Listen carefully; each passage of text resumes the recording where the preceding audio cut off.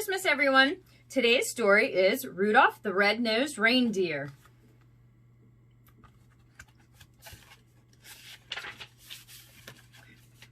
Christmastown, also known as the North Pole, is a wonderful place where Santa Claus lives with Mrs. Claus, all the elves, and the flying reindeer that pull Santa's sleigh every Christmas Eve. Nowadays, Christmastown is a happy place. The elves made toys the reindeer fly. But in the old days, everyone had to watch out for the abominable snow monster. He was big and furry and hated everything to do with Christmas. And he liked to eat reindeer.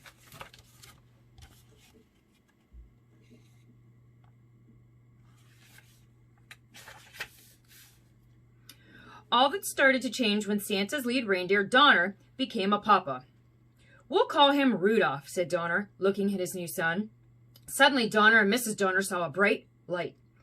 "He's got a shiny red nose," said Donner in surprise. "I'd even say it glows."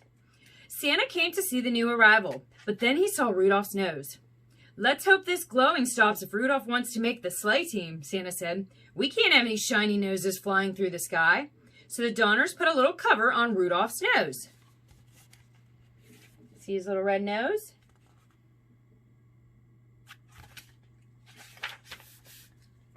Soon it was time for the new fawns to go to the reindeer games.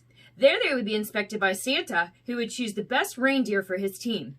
At first, Rudolph felt shy, but soon he met a doe named Clarice. "I think you're cute," she told Rudolph. The coach arrived to teach the fawns what they needed to know to be on Santa's team. "First, we'll learn to fly," he told them. "Then you have to get up enough speed and jump into the wind." Rudolph was excited about his new friend, and then he took off with a great whoosh. He soared high over the heads of the reindeer, and Santa, too.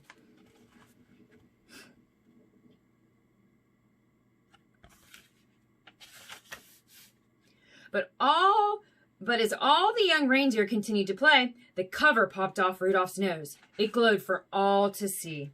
At first, the other deer were frightened, but soon they began to laugh and call poor Rudolph names.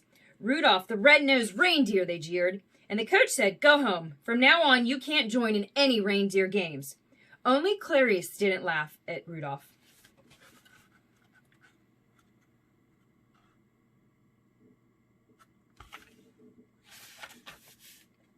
Poor Rudolph wandered off alone. Soon he met an elf who was hiding in the woods. "My name is Hermie," said the elf. "I want to be a dentist, but right now I'm just an elf who doesn't belong." "And I'm a red-nosed reindeer," said Rudolph. The pair decided to be friends and run away together. They hadn't wandered far when they heard a terrible roaring of the abominable snow monster. "It's my nose," said Rudolph. "The monster sees it and is coming after us."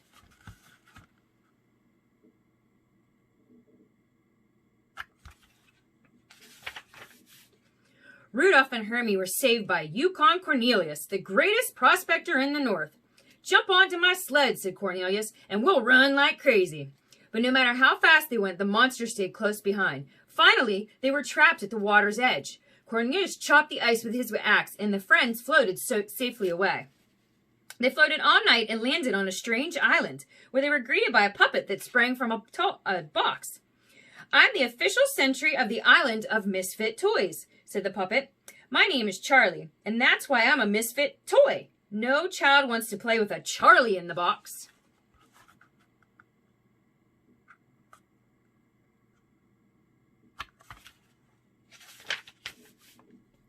"We want to travel with Santa Claus in his magic sleigh," said a misfit doll.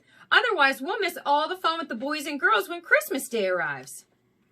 The friends met an elephant with polka dots, a choo-choo train with square wheels, and a water pistol that shot jelly, a bird that swam, a cowboy riding an ostrich, and a boat that couldn't float. "We're misfits too," said Rudolph. "Maybe we could stay here with you."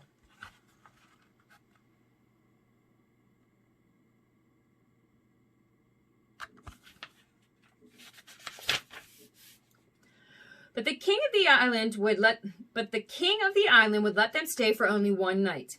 "This island is for toys alone," he said. "A living creature cannot hide here. But you can help us. When you return to Christmastown, tell Santa about these homeless toys. I'm sure he can find girls and boys who would be happy with them. A toy is never happy until it's loved by a child." That night, while Hermie and Cornelius slept, Rudolph lay awake. My nose will only bring my friends more danger, he thought. I must go off on my own. But as he wandered alone in the snow, Rudolph realized that he couldn't run away from his troubles.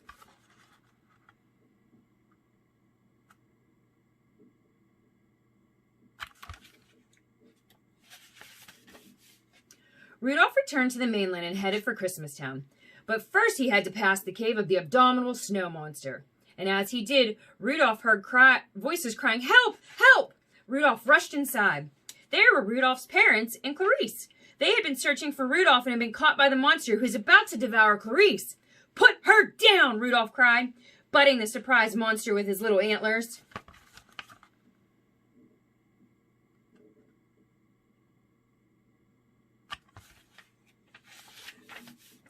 Just then, Hermie and Cornelius pulled up outside the cave. They had followed Rudolph's trail and knew where he needed help.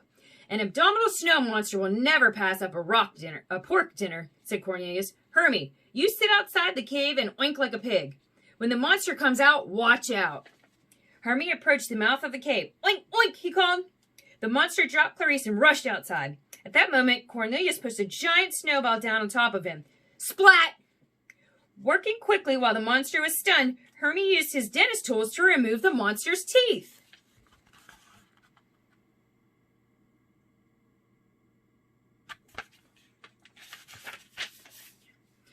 Back in Christmastown, Rudolph told how he and his friends had defeated the abominable snow monster. Everyone realized that misfits have their place too. Rudolph told Santa about the misfit toys. "As soon as the storm lets up, I'll find homes for them," Santa promised. Then the weather elf handed Santa his report. Santa gasped. "The storm won't subside by tonight. I won't be able to fly my sleigh." Suddenly a flash of light caught Santa's eyes. "Rudolph," he said, "what a beautiful, wonderful nose. Won't you guide my sleigh tonight?" "I'd be honored to," said Rudolph, putting on his jingle bells.